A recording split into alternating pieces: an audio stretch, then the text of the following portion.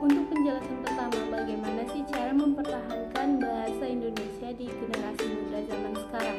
Yang pertama, tentu saja kita harus melakukan kedisiplinan bahasa Indonesia. Yang kedua, tentu saja kita harus menggunakan bahasa Indonesia baik dan benar.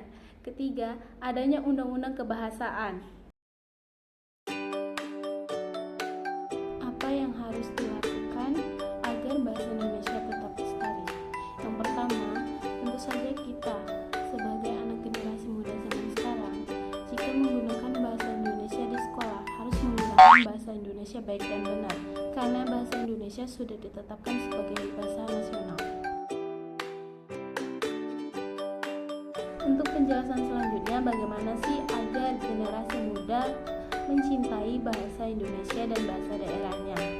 Tentu saja untuk mencintai bahasa daerah kita harus meningkatkan literasi sejak dini, menggunakan bahasa daerah kita di lingkungan keluarga, menggunakan bahasa daerah kita di lingkungan publik.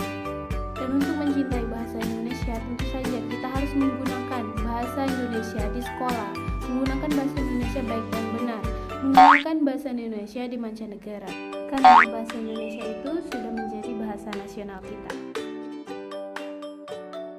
Bagaimana sih cara menumbuhkan rasa cinta terhadap bahasa Indonesia? Tentu saja kita harus menggunakan bahasa Indonesia baik dan benar,